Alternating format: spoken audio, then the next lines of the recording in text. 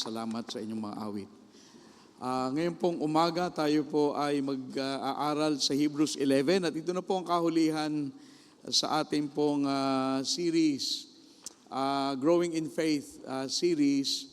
And ang ating pong lugar ay sa Hebrews chapter 11 verse number 33 hanggang verse number 40. So marami pa sana tayo pwede tayong mag-aral sa iba't ibang mga tao na binanggit dito. Ngunit I think sapat na ang ating nakita sa pananampalataya na ating babasahin na po itong lahat at ito ng final message sa ating series. Ano po? I'd like to invite you to please stand with me as we read Hebrews 11, beginning from verse number 33. You can watch the screen kung wala po kayong Bible. Ito po ang sinasabi. Verse number 33, who through faith subdued kingdoms, wrought righteousness, obtained promises, stopped the mouths of lions, quenched the violence of fire, escaped the edge of the sword, out of weakness were made strong, waxed valiant in fight, turned to flight the armies of the aliens. Women received their dead raised to life again, and others were tortured, not accepting deliverance, but that they might obtain a better resurrection. And others had trial of cruel mockings and scourgings, yea, moreover of bonds and imprisonments. They were stoned, they were sawn asunder, were tempted, were slain with a sword. They wandered about in sheepskins and goatskins, being destitute, afflicted, tormented, of whom the world was not worthy. They wandered in deserts and in mountains and in dens and caves of the earth. And these all, having obtained a good report through faith, received not the promise. God having provided some better thing for us, that they without us should not be made perfect. Ang ating pong title, Faith's Reward. Faith's Reward. Tayo po'y manalangin. Panginoon, we pray that you will bless this final message on the series, Growing in Faith. Tulungan mo kami na makita ang kahalagahan ng pananampalataya at ang gantimpala na maaring ibigay sa amin in the future because we believe in you. Panginoon, tulungan mo kami na magtagumpay sa aming buhay. Like Paul said, the just shall live by faith. Help us to live likewise na ang aming pong araw-araw hindi sa pag-aalala o sa takot man, kundi sa tiwala na meron kaming Diyos na kung saan ang iyong mga salita ay tapat at aming maasahan. So Lord, we pray that you will encourage us, palakasin mo kami upang ang buhay namin ay magamit namin para sa iyo. At salamat Panginoon sa bawat isa naririto, sino man ang wala pang katiyakan ng langit, naway matagpuan po nila si Kristo na yung anak na ipinako sa krus upang tubusin ang aming mga kasalanan. Ito po ang aming samot dalangin sa pangalan ni Jesus. Amen. Salamat po. You may be seated. Faith's reward. Tayo pong mga Kristiyano, hindi tayo pwedeng mabuhay labas sa pananampalataya. Simula po sa paggising sa umaga, tayo nagpe-pray, faith yan, we need to believe that God is there somewhere listening to us pray. Sa ating paglakad sa opisina, sa pag-iingat sa atin ng Diyos, lahat yan pinagtitiwala natin sa Diyos at naniniwala tayo ng ating Diyos ay mabuti sa atin at ang kanyang mga pangako ay tapat para sa atin. Sabi nga po ni Paul sa Romans 1:17, the just shall live by faith. Sa makatuwid, tayo po yun, tayo mga matuwid, tayo po'y mabubuhay lamang sa pananampalataya. At kung naalala niyo po sa Matthew 9:29, according to your faith be it unto you. Kung tayo po'y susukatin ng Diyos, hindi ayon sa kung ano ang ating apelyido o kung ano ang ating kayamanan, ilan ang ating sasakyan, hindi po ganan. Susukatin tayo sa pananampalataya. Ayon sa iyong pananampalataya, sabi doon, according to your faith, be it unto you. So at the end of our life, God's question is not, are you wealthy? But I guess the question is, did you believe? Did you believe what I said? No, sometimes, nagpe-pray tayo ng mga bagay and the opposite happens. Nangyayari sa ating lahat yan.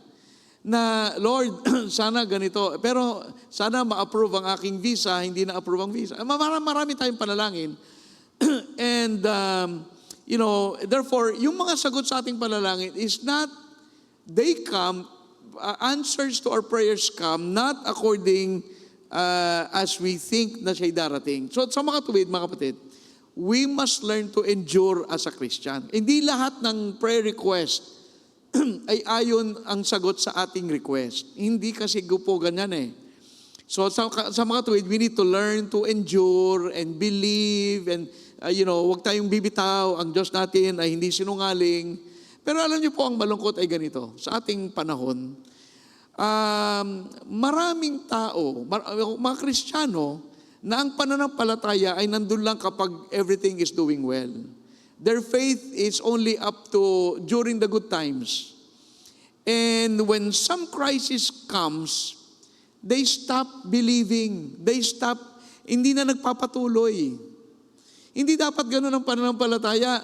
Rain or shine, may problema, wala, malusog o may karamdaman, dapat ang pananampalataya natin sa Diyos pa rin ay nandoon at hindi nagbabago. Kasi diyan tayo mabubuhay. Wag tayo pong mawawala ng pananampalataya sa Diyos. Because again, the just Christians shall live by faith. Kung wala kang faith, hindi ka pwedeng mabuhay sa Christian. Kasi diyan lang tayo nagpapatuloy, diyan lang tayo, di ba? Kailangan natin lahat ng faith. So do not quit. So wag nating isipin, pag mabuti ang buhay, mabuti ang Diyos. Pag hindi na mabuti, ang paligid, hindi na mabuti. Hindi. Ang Diyos po ay hindi nagbabago. So Christians should continue to believe God no matter what happens in this life. We must continue to believe in our God. And you know what? Itong magandang part, God will later on, maybe not in this life, or maybe in this life, but maybe, in the future, ang Panginoon ay magagantimpala kasi nga, according to your faith, be it unto you. So, kung ang faith mo ay maliit, yun din ang balik sa iyo. Ayaw natin nga. Gusto natin, pagdating ng rewarding sa langit, marami sana tayong matanggap na corona. You know why? Para marami tayong mailagay na corona sa paanan ng Panginoon. Kasi hindi lang naman yung atin eh. Yung corona na tatanggapin, ilalagay natin. You know why? Because God deserves all the crowns. Kung ano man makuha natin, lahat yan ay dahilan sa kabutihan ng Diyos sa atin ng kanyang mga anak. So, Now, tatlong bagay. Number one, the paradox of faith. So, pag-uusapan natin, alam mo yung paradox? Self-contradictory. Halimbawa, nag-resign ka sa trabaho, mas dumami ang kayamanan mo. Halimbawa, parang ganun. O kaya, parang gano'n, contradictory. The paradox of faith, the purpose of faith, and we will talk about the price of faith. Maganda, the price of faith. May tagantimpala. Okay, now, minsan ang faith ay parang paradoxical. Hindi natin maintindihan bakit gano'n. No? Bakit gano'n? No? Now, the Old Testament saints, itong mga Old Testament saints, they acted on the promises of God na hindi pa nila nakakamtan, no? Hindi naman sila sinalba lahat, di ba? May sinalba. May mga tao na hindi nasalba. Pero ang paradox diyan, ang paradoxical ay dapat matatag ka sapagkat nakita mo yung ginagawa ng Diyos, pero hindi nila nakita eh. Hindi nila nakita yung mga pangako ng Diyos, yung mga deliverance ng Panginoon. However, they acted good on God's promises. In other words, parang nakita nila. Bakit sila tumayo sa pananampalataya? Hindi naman nakita ang Panginoon. Yun nga ang pananampalataya. Paradoxical. Bakit ka naniniwala? Nung ako'y magpapastor, sabi sa akin, ba't kang papastor? Anong mangyayari sa'yo? Nangyari naman. Pero ba paradoxical? Maglilikod ka sa Diyos na hindi mo naman nakikita. Bakit ka excited maglingkod? Ganon. Yun paradoxical. Parang self-contradictory. Now, look at verse 39. Magsimula tayo sa 39. Kasi mamaya babalikan natin yung 33. 39, and this all, having obtained a good report through faith. At sabi dyan, receive not the promise. Itong mga mananampalataya, maganda ang kanilang ginawa. They had a good report. As far as pananampalataya, ay ano sila, kumbaga puro A ang grade nila sa Panginoon. They had a good report. They trusted God's word. Pero hindi pa naman natutupad yung pangako ng Diyos. Pero sila ay nagtitiwala. Kaya nga okay sila di ba? Simula kay Abraham, kay Isaac, kay Jacob, lahat sila. Yung mga pangako ng Diyos sa kanila, hindi pa nila lahat nakamtan. Pero sila ay nabuhay na parang nakita na nila lahat. Para bang tayo, wala pang nakarating sa langit. Pero naniniwala tayo sa langit. Parang paradoxical. Bakit ganyan ka magtiwala? Kasi may langit Nakita mo na ba? Hindi. Ganon yung mga Old Testament saints. Binigay nila ang buhay nila sa Diyos. Sapagkat ganon na lang ang kanilang pananampalataya sa Diyos. Now, alam mo ang pananampalataya, paradoxical Yan, parang, hindi, bakit ganon? So, they had confidence, itong mga tao na to, that one day, God would do what He promised. At ganon din tayo. Ako naniniwala sa langit at ako'y naniniwala with confidence that God will do as He promised na ako pag namatay ay may langit na naghihintay. Ngayon, yun ang aking paniwala. Bakit? Ayun ang sabi sa Bible Kung di ka naniniwala sa Bible, itapon mo na yan.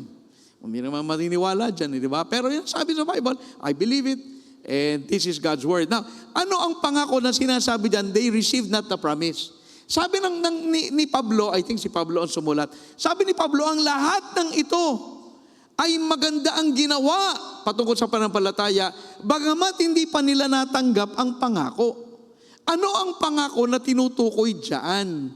Now, yung iba naman, listen, may mga mananampalataya, tingnan niyo mo, Hebrews 6:15. 6:15. And so, after he had patiently endured, he obtained the promise. Hebrews 6:15. So, ngayon, ano ibig sabihin?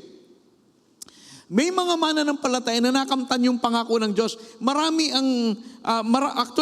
naman yan Katulad si Abraham. Natanggap ba ni Abraham ang pangako ng Diyos? Anong pangako ng Diyos kay Abraham? O Abraham, pagpapalain ko ang iyong lahi at kayo ay dadami. O ano nangyari? 75, kausap niya ang Panginoon. 100 years old, bago pa siya nagkaroon ng anak. Ay mamamatay na. Saka pa siya binigyan ng anak. Now, kung iisipin, yung pangako na yon, nakamtan ni Abraham in his lifetime. Diba? At hindi lang si Abraham, marami pang iba. So, nung si Isaac ay isinilang, ilang taon si Sarah? 90. Ilang taon si Abraham? 100. So, isinilang si Isaac, natanggap ni Abraham ang pangako. Tama. Pero ano yung pangako na ito na hindi pa natatanggap nila? Actually, nilang lahat. Ito, yung pagdating ni Kristo sa lupa.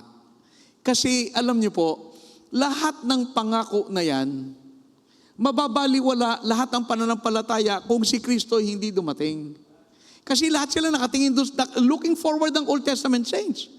Lahat sila, simula Genesis chapter 3, alam nila na may darating na tagapagligtas. Imagine, simula Genesis, ay sinulat siya ng mga propeta ni na Isaiah, behold, the virgin shall conceive and bear a son, and they shall call his name Emmanuel. Si Micah 5:2, sa Bethlehem ay may sisilang na hari. So lahat ang mga mananampalataya sa lumang tipan, naghihintay nitong pangako. Kasi itong pangako, marami silang pangako na binigay ang Diyos. Pero ito'y iisang pangako na lahat sila sa Old Testament hindi nila nakita. Kasi Old Testament sila So, in other words, ano ang paradox dyan? Ito ang pananampalataya. Naglingkod sila sa Panginoon kahit hindi pa nila nakamtan yung pangako ng pagdating ng Mesaya. Tayo kasi dumating na, tinitingnan natin, dumating na sila, naglilingkod sa Diyos, sabi, ang Diyos anak darating, hindi naman nila nakita. Namatay na lang sila lahat, hindi nila nakita yon. Tayo nakita natin, sila hindi. And that is why sila, alam mo ang paradox, paano ka nagpatuloy? Yung mga pangako, hindi naman nangyari lahat.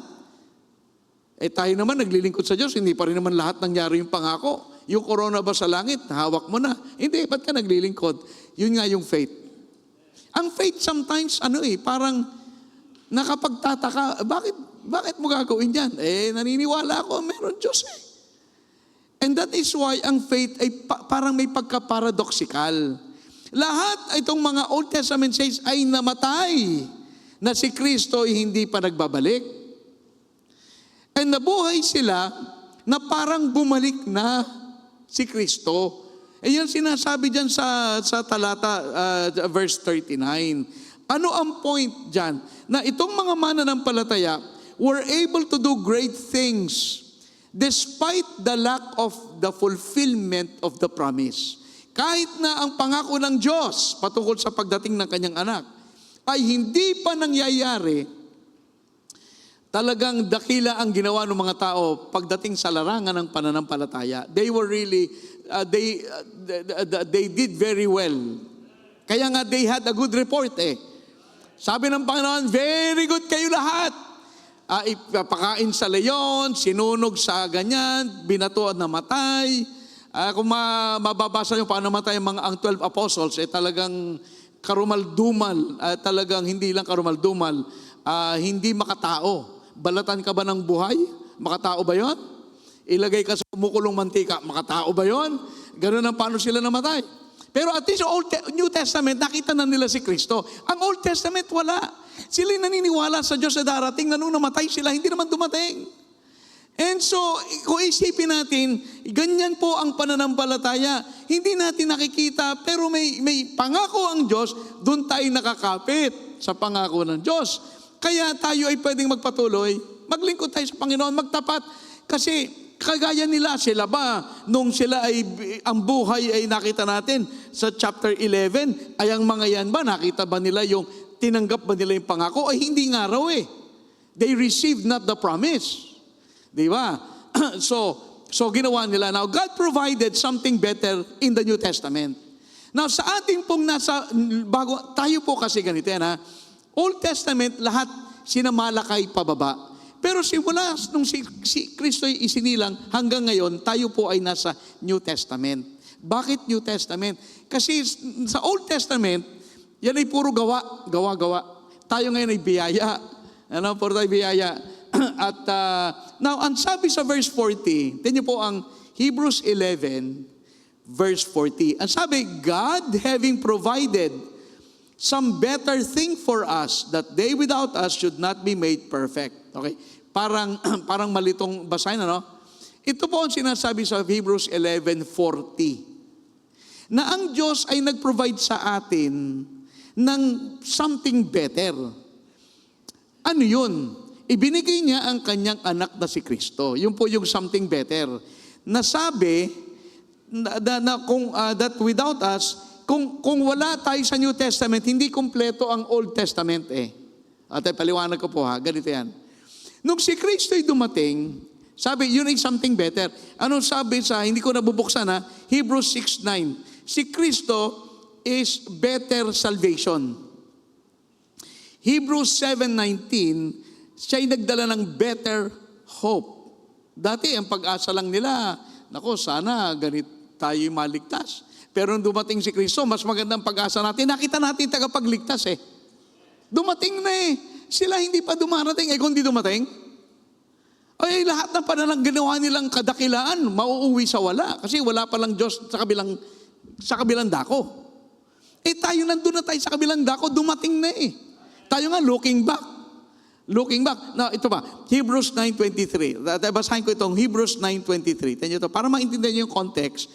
Hebrews 9:23, ang sabi, it was therefore necessary that the patterns of things in the heavens should be purified with these, but the heavenly things themselves with better sacrifices than these. Okay, nung si Kristo'y dumating, nung unang panahon, paano sila nalilinis sa kasalanan? O mag-aalay ka ng hayop, papatayin mo yung hayop, ang dugo ibubuhos mo sa altar. Now, in the Old Testament, yun ang sabi ng Diyos. Yun ang gagawin mo. Now, and then mahugasan sila. Sa New Testament, si Kristo, siya na yung kordero ng Diyos eh. Siya na yung tupa na mag-aalay ng buhay para sa kabayaran ng kasalanan. Sa Old Testament, puro shadow, puro anino. Sa New Testament, puro reality. Dito, shadow. Dito, reality. Na kung hindi darating ang New Testament, lahat ng shadow lang yan. Si Kristo ay napapunta dito. Nasa New Testament siya dumating eh. Yun ang sinasabi na hindi kumpleto kung wala tayo. Kaya ngayon, ang Panginoon nag-provide ng something better sa atin. Kasi nung si Kristo'y dumating, hindi tayo nakatingin sa mga ani-anino lang. Nakita natin ang tunay na tagapagligtas. Yung Old Testament saints actually were looking forward to the time na darating ang Messiah para ma-made perfect tayo. Made perfect, sabi sa verse 40. So that we may be made perfect or complete. Para makumpleto, kailangan may old. Kasi ang lumang tipan, ang pinapakita dyan ay batas. Yan ay shadow. Pero sa New Testament, pinapakita si Kristo, siya yung reality. Sa Old Testament, naglagay ng pundasyon. Sa New Testament, itinayo. Doon nagtayo ng bahay. Parang gano'n eh. So ang Old at New Testament, tamang Bible natin, magkasama Old at New. Hindi old lang. Ang mga Jew nagbabasa Old Testament lang. Kaya nung si Kristo'y dumating, ipinako nila sa cross. Kasi sabi nila, hindi ka tagapagligtas. Tatay mo, karpintero kayo eh. Hindi ba ganyan kayo? Hindi ka maaaring tagapagligtas. And yet, yun yung sinasabi dyan eh, na kung hindi ang Panginoon dumating, ang pananampalataya sa Old Testament, hindi kumpleto. Kasi yung mga anino, ito ang tunay na kaligtasan. Sa Old Testament, pinakita yung mga tupa na pinapatay, anino lang ni Kristo yan. Nung si Kristo'y dumating, nakita natin yung tunay na tagapagligtas. Okay?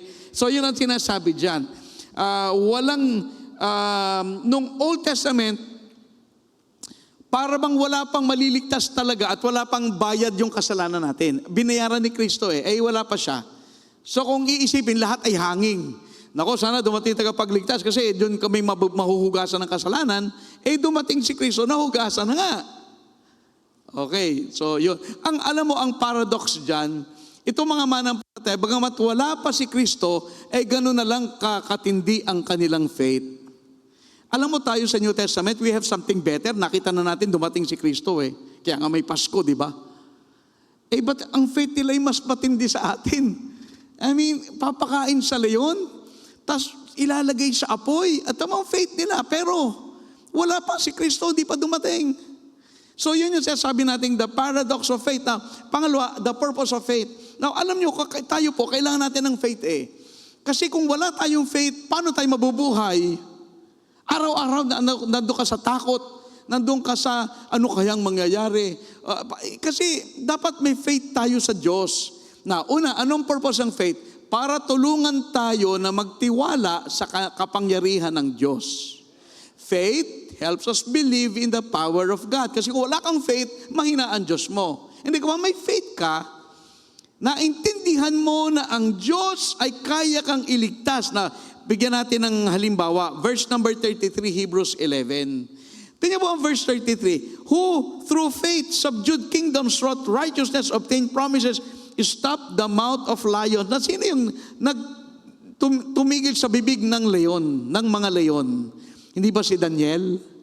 Ang sabi sa kanya, Daniel, huwag kang mananalangin. Kapag ikaw ay nanalangin, lalagay ka namin sa lion's den. Di ba ganon? Natin niyo po Kung si Daniel ay walang pananampalataya sa kanyang makapangyarihang Diyos, sasabihin ni Daniel, ayoko na mag-pray kasi isang buwan lang naman kaya naman magtiis. Isang buwan walang prayer. Wag na muna tayo mag-pray at baka tayo mapahamak. At least kung tayo buhay after 1 month, ay makakapaglingkod pa tayo sa Diyos. Hindi ganun ginawa niya Nag-pray siya kahit makita nilang lahat. Ano pinapatunayan natin? Nakita natin ang kapangyarihan ng Diyos to deliver Daniel. Imagine, dinala siya sa lion's den. Ang daming leon. Hindi siya sinaktan. Now, you have to believe in the power of God. Only God can do that. Walang nakakagawa nun. Ilagay ka sa leon, parang ilagay ka sa mga buaya. Hindi ka kinagat. Naku, pambira. Gutom na gutom ang mga buhaya. Nakita na ba kayo ng ganon? Punta kami sa Cambodia, meron silang mga buhaya.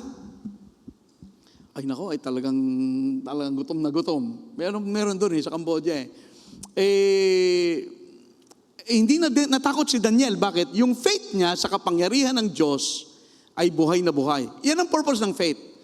Para magkaroon tayo ng tiwala na ang Diyos natin ay powerful kung gusto niya. Now, basahin natin 34. Quench the violence of fire. Sino yun? Shadrach, Meshach at Abednego. Ang sabi sa kanila, kayo, pag narinig nyo ang tugtog, kayo ay magbabaw dyan sa pagan idol na yan. Sabi nila, hindi kami magbabaw. Kaya ng Diyos kaming iligtas. At kung hindi niya nais iligtas kami, di maganda rin yung gano'n, ha? Ay hindi pa rin kami magbabaw. Kasi mali yan Hindi, isa lang ang Diyos nasa langit Hindi naman, yan, ginagawa nyo lang yan ng inyong mga kamay. O ano ba sabi dyan? O si David, sa verse 32, David also. O anong ginawa ni David? Pinas lang si Goliath, napakaliit, bata pa ni David. Si Goliath, 9'9". Ang laki ni Goliath, lampas pa dyan sa ating beam. Ang taas. Anong ginawa ni David? Napatay niya. So in other words, ang pananampalataya, ano ang layunin? Anong purpose ng faith? Para maniwala tayo na ang Diyos natin ay powerful. Ba't ka matatakot sa problema? Ba't ka matatakot sa karamdaman, sa mga pangailangan? Ang Diyos natin ay kahit ano ay pwede niyang ibigay sa atin. Hindi ang Diyos mahina. Makapangyarihan ng Diyos. Mature faith believes that God can. Kapag ang faith mo ay matatag, hindi ka dapat matakot because you know that God can. Now, wag natin sabihin na may mga bagay na hindi kayang gawin ng Diyos. Kung hindi ginawa ng Diyos, hindi sapagkat hindi niya kaya. Sapagkat hindi niya layunin gawin ang isang bagay. Okay, so ang Diyos kaya niya lahat. Powerful ang Diyos. And the purpose of our faith is to help us believe that God can do anything that He wants to do. Kaya pag binasa mo sa Bible, ganito ang gawin mo, manampalataya ka at ikaw ay lilinisin ko sa kasalanan, ba't ka maniwala? Ayaw mo yun? Anong gusto mo? Sa kasalanan? Bahala kayo. Pero ako, nagpapasalamat, nilinis ng Diyos ang aking kasalanan. At, tayo napapatawad. I'm not saying wala na akong nagagawang kasalanan, pero araw-araw, ang Panginoon ay naglilinis sa atin na nasa kay Kristo. So that is the purpose of faith.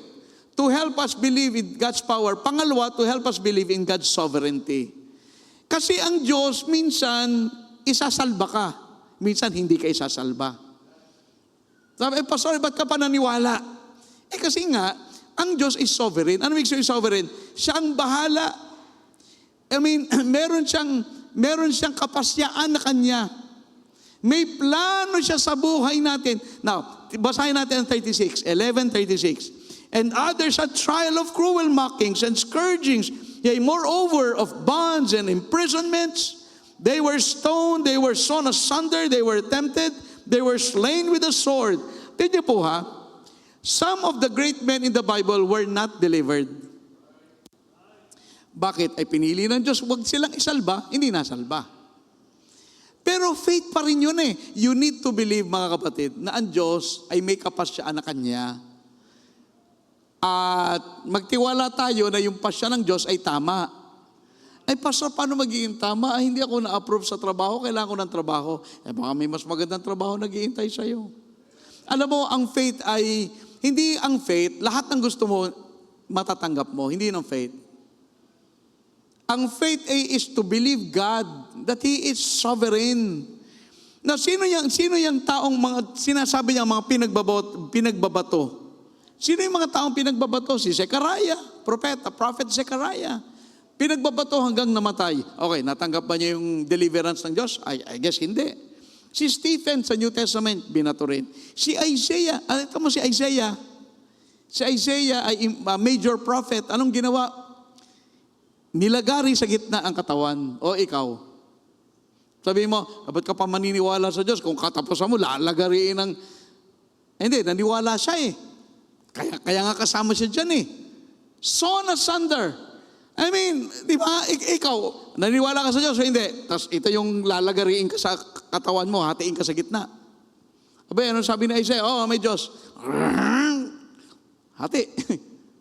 So, anong point? May mga tao na sinalba ang Diyos, may mga tao na hindi sinalba ang Panginoon. Sa New Testament, maraming tinorture, panahon ni na Paul. Si Paul ay parating nasa bilangguan, may pinakain sa leon. Nakita ko, last 2 years ago, pumunta kami sa Italy. Nakita ko yung Colosseum kung saan pinakain ang maraming Kristiyano. Ay, kita ko eh. Ay, pag titinan mo, nandun pa nakatayo ang pangalan, The Colosseum.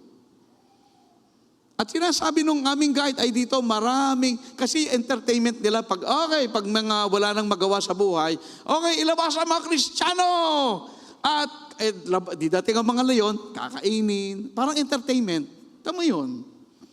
So, alam mo ang purpose of faith is to believe God, ano man ang gawin sa'yo ng Diyos. Ang Diyos ay Diyos pa rin. Huwag kang ang Diyos ay kapag lang ikaw ay nasa magandang buhay. So, in other words, ang pananampalataya looks beyond the circumstances, believing na anuman ang mangyari, mahal ka ng Diyos at ang Diyos ay totoo. Alam mo si Lazaro, nagkasakit, John 11.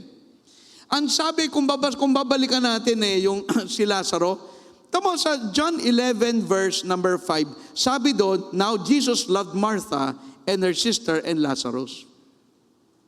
Sabi sa talata, mahal ng Panginoon si Martha, yung magkakapatid, Martha, Mary, Lazarus. Kung mahal ng Panginoon, ba't may sakit si Lazaro? Namatay nga eh. Pero sabi, mahal niya. Okay, pagdating mo sa verse 14, then Jesus said unto them, plainly, Lazarus is dead.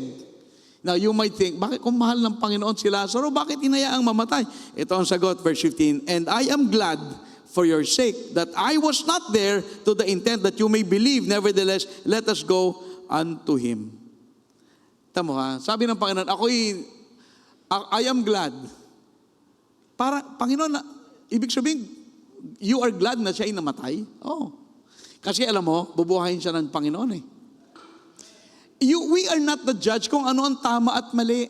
Ang ating trabaho, magtiwala tayo na ang Diyos natin ay mabuti. Kanina, the love of God, mahal tayo ng Diyos, hindi niya tayo pababayaan, hindi siya magkakamali. At meron siyang plano sa buhay natin. Yun ang faith eh. So, hindi naman ang Diyos nangako ng buhay na walang problema. Nangako ba sa'yo, okay, anak, pag ikaw ay naligtas, lahat ng problema ay aalisin ko sa buhay mo. Nakakita ang Kristiyano hindi nagkasakit? May Kristiyano ba? Ang Kristiyano ba sapagkat ikay mananampalataya, exempt tayo sa cancer? Exempt ba tayo sa bagyo? Exempt ba tayo sa kamatayan? Exempted ba tayo sa mga problema sa buhay? Hindi! And hayaan natin ang Diyos mag-decide kung anong mabuti sa atin. Sapagkat sa totoo lang, kanina sa ating lesson, isang proof ng pag-ibig ng Diyos, pinapalo tayo minsan. O kung pinapalo ka ba, mahal ka ng nanay mo, o galit ang nanay mo. Yung mga bata, pakalat-kalat dyan sa kalsada, hating gabi, madaling araw, ay mahal ba ng magulang yon? Mas mahal yung pinapalo. Anak, ano ka umuwi sa gabi? Ba't ka tinatanong? Kasi mahal ka ng magulang mo eh. Kung sabihin, bahala ka na sa buhay mo, yun ang hindi mahal. So, tingnan mo, tama yan ha. Ang Panginoon ang ang buhay natin, hindi tayo, porque ikaw ay naligtas, walang problema, lahat ay maayos, ikaw ay parating malusog. Mga kapatid, ang Kristiyano nagkakasakit din. Ang Kristiyano nagkaka-cancer din. Ang Kristiyano inaabot din ng baha kasi ang mga engineer na iyan ay walang katapusan pagbibili ng sasakyan. Di na lang bumili ng payong. Bibili ng sasakyan na may payong. Puro tingnan po ito, Romans 8. Tingnan ito, Romans 8:35. Talaga nakakasuya, huwag na kayo makinig ng balita at kayo high blood. Tingnan po sa Romans 8:35. Who shall separate us from the love of Christ? Sino ang maghihiwalay sa atin sa pag-ibig na, tribulation ba, distress, persecution, famine, nakedness, peril, sword? Alam mo po ang talata na yan, ang sinasabi, hindi tayo mahiwalay sa pag-ibig ng Diyos, pero yung mga pagsubok na yan ay darating. Hindi tayo exempted, mga kapatid. Darating ang mga bagay na pero katandaan natin, hindi tayo, kahit anong dumating sa buhay natin, mapapahiwalay sa pag-ibig ni Kristo sa atin. Ang pag-ibig ni Kristo ay hindi nagbabago. Kahit tayo magbago, hindi magbabago ang pag-ibig. Pero yung talatang yan sinasabi, magkakaroon ka man ng tribulation, magkakaroon ka man ng mga distress, ikaw i-persecute, minsan may famine ka, minsan may nakedness, minsan papatayin ka, sword. Pero wala kang kasalanan, ba't ka pinatay? Ay mananampalataya ka ni Kristo. Nung unang panahon, ang mga Kristiyano, pinapatay. Ng mga mga 500. Kaya nga ang tawag natin, i-research nyo, bakit Dark Ages? Alam ko ba the Dark Ages? Between 500 to 1500 AD. 1,000 taon na dark. Kasi ang pinatay na Baptist, let me tell you, wala pang charismatic, wala pang lahat. Baptist pa lang nandun ay 50 million. I-research nyo. Dark Age. May anong point? May mga Kristiyano nagtapat sa Diyos pero anong napurbitso? Pinatay. And faith will help you analyze, okay, kung ito nangyari sa akin, ito ay pinahintulutan ng Diyos. Kasi minsan, ang Diyos ay sovereign Meron siyang mga plano. Pero ito naman ang kanyang pangako, I will never leave you nor forsake you. O may pangako niya. Oo nga, may pagsubok ka. May peril, merong distress, may persecution, may sword. Oo. Pero ang pangako ng Diyos, I will never leave you nor forsake you. Yun ang pangako niya. Ang pananampalataya ay hindi believing that you will receive what you want. Faith is accepting what God gives to you. Hindi, ang pananampalataya ay pag ako nag-pray, Panginoon, kine-claim ko na, kailangan ko ng 10,000, kine-claim ko na sa akin. Ano yun? Mga kapatid, pag uwi sa bahay, meron kayong mga bigas. Maniwala ka sa mga ganun. Hindi totoo yan. Ang Kristiyano minsan may karamdaman, minsan may problema. Kasi, so ang faith ay, handa kang tanggapin yung binigay ng Diyos. Na kahit binigyan ka ng bagay na hindi mo gusto, you are willing to say, Lord, I thank you and I praise you sapagkat alam ko na ito ay galing sa iyo. Now, if you ask a miracle at hindi ginawa ng Panginoon, it doesn't mean God does not love you. It means God is sovereign. Tandaan niyo yan. Hindi porke hindi mo nakamtan, ay hindi ako mahal ng Panginoon. Hindi. Ibig sabihin lang, ang Diyos ay sovereign. Siya ay pumipili ng gagawin ayon sa Romans 8:28, according ayon sa ikabubuti ng kanyang mga anak. Okay? So, anong ikabubuti doon? Hindi ko alam, pero hintayin nyo at baka makita nyo kung ano yan. Okay? So, may purpose ang faith para tayo ay manatili. Okay, kahit diba, Panginoon, I know you can deliver me and sometimes God will deliver you. Pero may times na hindi ka di-deliver, alam mo, ang faith ay tutulungan tayo para magpatuloy kahit hindi ka i-deliver ng Panginoon. Kasi there are times, iba-iba ang gusto ng Panginoon sa atin. Alam niya kung anong kailangan natin, alam niya kung anong reaction natin, bahala na siya doon. Okay? Pero ito ang yung magpagwawakas natin. Una, ang pananampalataya paradoxical. Minsan hindi mo alam, ba't ka maniniwala? Wala ka pa naman pangako. Ganun ang pananampalataya. Pangalawa, may purpose ang faith. Kasi para maging matatag tayo. Kasi kung wala tayong faith, pagdating ng pagsubok, barati tayong bagsak. Hindi pwedeng ganun ang Kristiyano. Parating bagsak. Hindi. Number 3, the price of faith. Now, marami sa kanila sa Old Testament did not receive the promise. Di ba? Hindi nila nakamtan yan Hindi na nakamtan. Now, bakit? Kasi may plano ng Panginoon and every day God is working out the plan na meron. Imagine sa dami natin, lahat tayo may plano ang Diyos. Na araw-araw, may ginagawa ang Diyos. Hindi araw-araw, ang trabaho ng Panginoon, ibigay lahat ng ating prayer requests. Kailangan ng pera, ito. Kailangan ng kagalingan, ito. Kailangan ng trabaho, ito. Hindi ganoon ang Diyos. Ang Diyos ay sovereign. At nakita natin sa Old Testament, maraming mananampalataya, hindi nila nakamtan ang pangako. Hindi nga ba't binasa natin? Anong sabi? Receive not the promise. Sa verse 39, they all having obtained a good report through faith, received not the promise. So minsan, merong hindi makatanggap ng mga bagay na iniisip natin makakamtan. Pero one day, God will fulfill His promise. Kahit na hindi natin makamtan, isang araw ay ang pangako ng Diyos ay kanyang tutuparin. Kasi hindi naman ng Diyos liko. Sa Old Testament, meron silang faith kahit na hindi sila nasalba. Nagpatuloy sila. Ang pananampalataya sa Diyos. Kahit na kami ay pinagpapatay, doon sila'y namatay. Ako'y naniniwala na ang faith nila sa Diyos ay buong buo. Sabi nila, okay, kahit hindi ko makamtan ang biyaya ngayon, makakamtan ko din yan in the later future. And so sometimes, tayo kasi itong problema, mag-ingat tayo. Sinusukat natin ang buhay, alam niyo kung saan? Sa pera. Diyan natin sinusukat ang problema. Kapag may nagka-problema sa ating income, wala na rin tayong faith. Bakit? Sinukat mo ang buhay sa pera. Huwag mo susukatin dyan ang buhay. Hindi ang buhay, pera-pera lang. Kailangan natin lahat ng pera, obviously. Pero our life does not depend on money, period. It depends on God. Kasi pag magandang trabaho, pinagpapala.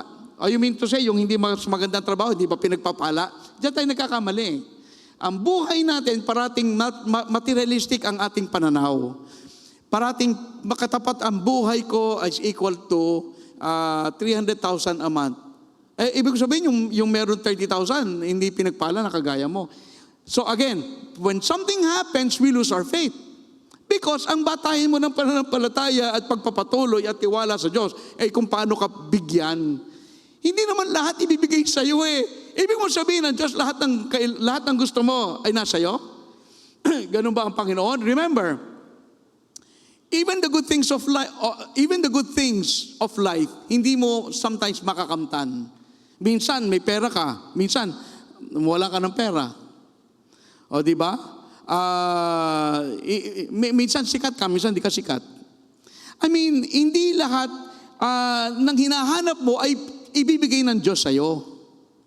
Hindi lang talaga ganun ang buhay. Therefore, anong gagawin natin? Ang ating tiwala ay sa pangako. Hindi ito sa Panginoon, akin na, Panginoon, akin na. Okay, maniniwala na ako, Panginoon, kasi binigyan mo ako Panginoon, pinagaling mo ako, so naniniwala ako, tunay ang Diyos. Kung hindi ka pinagaling, hindi tunay ang Diyos. Kaya mga kapatid, ayusin natin itong theology sa isip natin.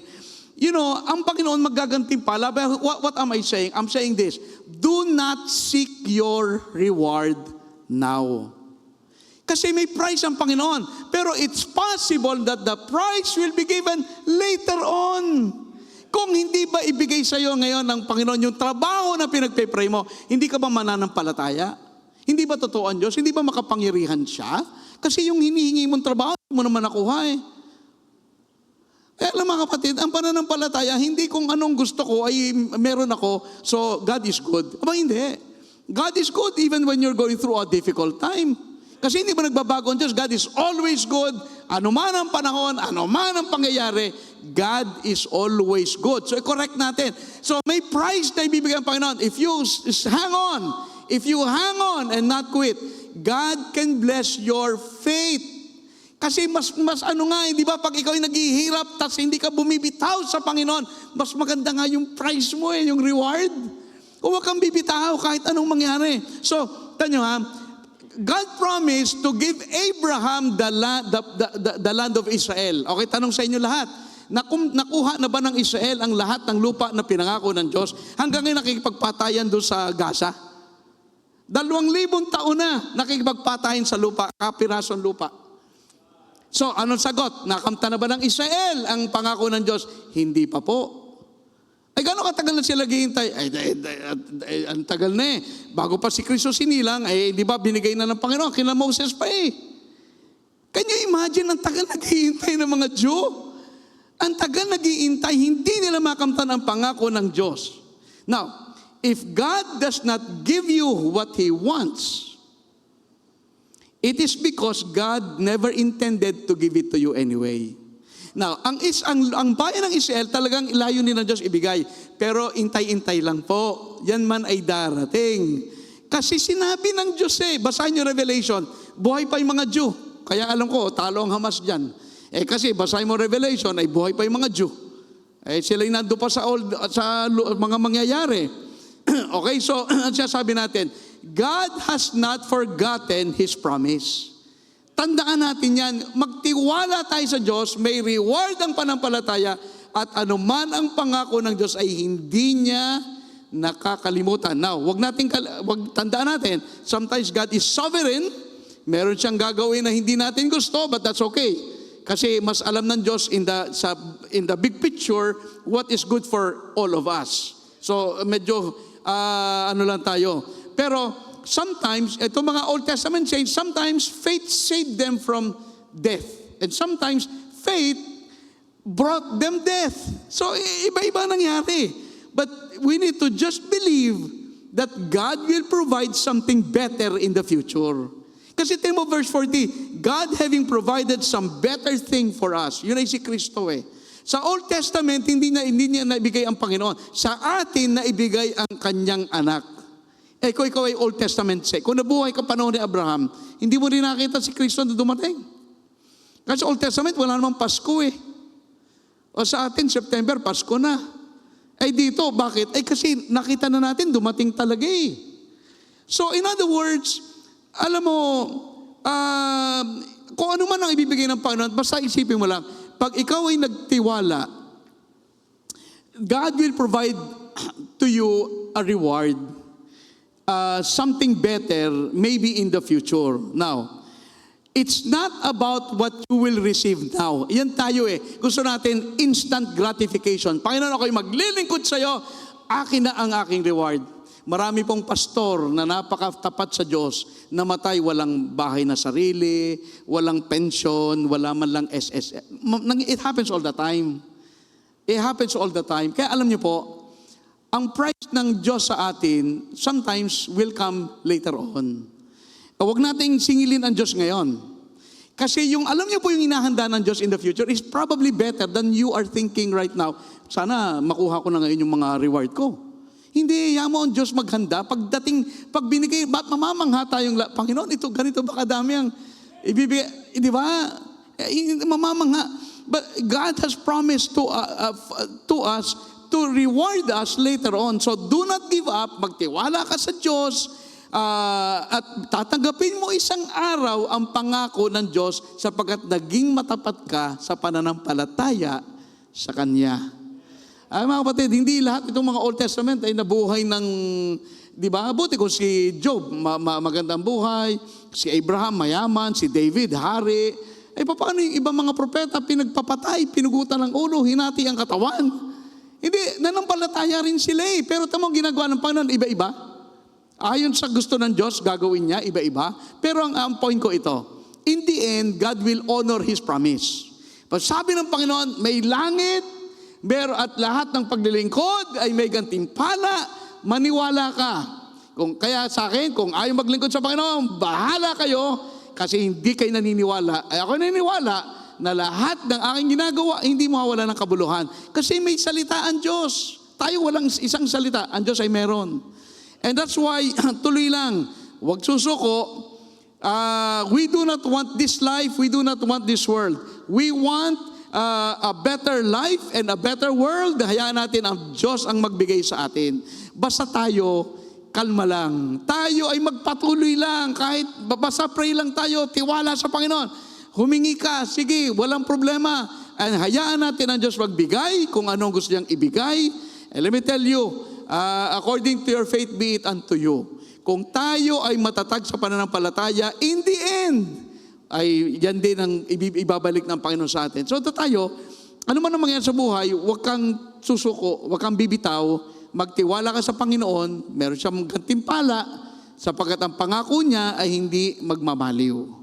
Okay, so tuloy lang tayo sa pananampalataya. Tayo po lahat ay tumayo. Let's all stand. Heads are bowed, eyes are closed. Tayo po'y manalangin. Dakila naming Diyos, Ikaw ay makapangyarihan sa lahat. At Panginoon, may mga panahon na ang aming mga panalangin, hindi namin nakikita ang iyong pagtugon sa aming mga kahilingan. But that's all right. As long as we believe that we have a God who loves us, we have a God who is able, ikaw ay makapangyarihan, and at the same time, you are sovereign. May mga bagay na gagawin ka sa amin na marahil hindi namin mauunawaan sapagkat hindi yun ang aming hinihiling. So Panginoon, tulungan mo kami magtiwala sapagkat hindi sa lahat ng panahon kami po ay nasa pagtatagumpay. Minsan kami ay nasa pagsubok, minsan kami nasa pangailangan, minsan kami ay nasa persecution and distress and famine and who knows what. And so I pray, Panginoon, ngayong umaga, na bigyan mo kami ng matatag na pananampalataya to honor you as our God, at anuman ang iyong gagawin ay aming tatanggapin at magtitiwala kami sa iyo. Pagpalain mo po ang aming ang iyo po mga anak na may mga pangailangan, dumaraan sa pagsubok ng pananampalataya o ano pa mang mga pinagdaraanan. I pray na tulungan mo kami na magtiwala sa iyo, sapagkat kagaya ng iyong sinabi, ikaw po ay without faith, it is impossible to please God. And help us, Lord, to please you because we are willing to believe everything na gagawin mo po sa buhay namin. Pagpalain mo rin po sa aming mga bisita ngayong umaga na wala pa kay Kristo. Tulungan mo po na makita nila na tanging si Kristo lang ang makapagliligtas at wala ng iba. Si Kristo ang nagbigay ng buhay niya sa krus ng Kalbaryo upang kami ay maligtas. Kaya Panginoon, tulungan mo po na kami ay matagpuan po namin ang biyayang ito ng kapatawaran sa kasalanan. Gumawa ka, Panginoon, sa aming invitation, kausapin mo kami. At ito po ang aming samadalangin sa pangalan ni Jesus. Habang lahat po yung nakatungo, nakapikit ngayong umaga, kayo po yung inaanyayahan, if you'd like to come sa panalangin, kailangan po nating lahat ang pananampalataya. Minsan nga po tayo'y nahirapan suriin ang pag-ibig ng Diyos sapagkat nakatingin tayo sa mga bagay sa lupa. Nakatingin tayo sa ating mga kalagayan, nakatingin tayo sa mga pangyayari, and sometimes we forget that our God is sovereign. And so, ano man po ang ating pangailangan, idulog po natin sa panalangin. You can come, you can pray, you can ask the Lord for wisdom. Kasi a lot of times po, hindi natin alam talaga minsan anong gagawin. But we need to ask the Lord for wisdom. At ngayong umaga, kausapin natin ang Panginoon. Kung kayo po ay wala pa kayong katiyakan ng langit, marami po siguro sa atin ang wala pa niyan. Ano po ba ang paraan para tayo maligtas? Napakasimple lang. Si Kristo po na anak ng Diyos na kanyang ipinangako simula pa sa lumang tipan ay darating upang iligtas niya ang kanyang ang mga mananampalataya niya buhat sa kanilang mga kasalanan. And so ang Panginoon po ay naparito upang tulungan tayo na mapatawad sa ating mga kasalanan. Ngunit kailangan po tayong tumawag manampalataya. Kailangan po tayong lumapit kay Kristo upang siya ay ating makamtan. Habang lahat po ay nakatungo, nakapikit, patuloy tayong manalangin.